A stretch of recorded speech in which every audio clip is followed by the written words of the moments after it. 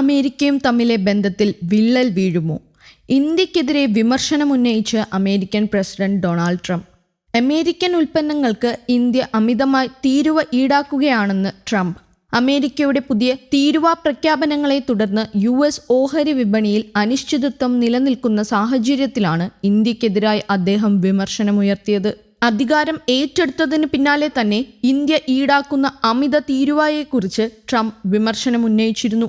American വാഹനങ്ങൾക്ക് India 100% ഇറക്കുമതി തീരുവ ചുമത്തുന്നു എന്നും മറ്റ് ഉൽപ്പന്നങ്ങൾക്ക് 100%-ത്തിലും അധികമാണ് തീരുവ എന്നും അത് അംഗീകരിക്കാനാവില്ലെന്നും ട്രംപ് കുറ്റപ്പെടുത്തിയിരുന്നു. അമേരിക്കൻ ഉൽപ്പന്നങ്ങൾക്കെതിരെ ഏറ്റവും അധികം തീരുവ ചുമത്തുന്ന 2 ഏഷ്യൻ രാജ്യങ്ങളിൽ ഒന്ന് ഇന്ത്യയാണെന്നും ഇന്ത്യൻ ഉൽപ്പന്നങ്ങൾക്ക് അമേരിക്ക ഏർപ്പെടുത്തുന്ന തീരുവയേക്കാൾ 10%-ത്തിൽ കൂടുതലാണ് ഇന്ത്യ അമേരിക്കൻ ഉൽപ്പന്നങ്ങളുടെ ഇറക്കുമതിക്ക് ഈടാക്കുന്നതെന്നും അദ്ദേഹം ചൂണ്ടിക്കാട്ടി.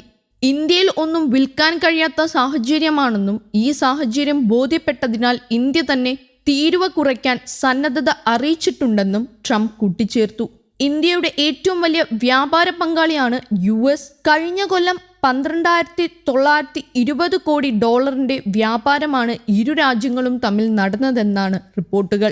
വ്യാപാര യുദ്ധത്തിന്റെ ആശങ്കകൾക്കിടയിൽ അമേരിക്കയുമായുള്ള വ്യാപാര സംഘർഷങ്ങൾ ലഘൂകരിക്കുന്നതിന് ഇന്ത്യ നിരവധി നടപടികൾ സ്വീകരിച്ചിട്ടുണ്ടെന്ന് കേന്ദ്ര വൃത്തങ്ങൾ വ്യക്തമാക്കി. അമേരിക്കൻ മോട്ടോർ സൈക്കിളുകൾ, വിസ്കി എന്നിവയുൾപ്പെടെ നിരവധി ഉൽപ്പന്നങ്ങളുടെ തീരുവ ഇന്ത്യ കുറച്ചിട്ടുണ്ടെന്നാണ് റിപ്പോർട്ടുകൾ സൂചിപ്പിക്കുന്നത്. എന്നാൽ പകരത്തിന് പകരം തീരുവ ചുമത്താൻ USഉം തീരുമാനിച്ചു. ഏപ്രിൽ 2 മുതൽ തീരുവ ചുമത്തൽ തുടങ്ങുമെന്ന് ട്രംപ് പറഞ്ഞിരുന്നു.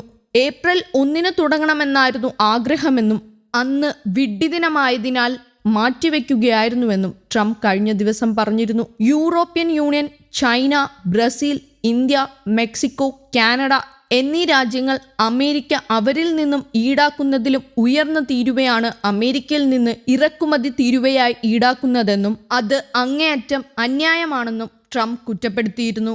അതിനാൽ ആ രാജ്യങ്ങൾക്കെതിരെ അമേരിക്കയും പകരത്തിനു പകരം തീരുവ ചുമത്താൻ തുടങ്ങുകയാണെന്നും ട്രംപ് US കോൺഗ്രസിൽ പ്രഖ്യാപിച്ചിരുന്നു. എന്നാൽ മാർച്ചിൽ കാനഡയ്ക്കും മെക്സിക്കോയ്ക്കുമെതിരെ നടപ്പിലാക്കാനിരുന്ന തീരുവ വൈകിപ്പിക്കുന്നതുമായി ബന്ധപ്പെട്ട ഉത്തരവിൽ ട്രംപ് ഈയിടെ ഒപ്പുവച്ചു.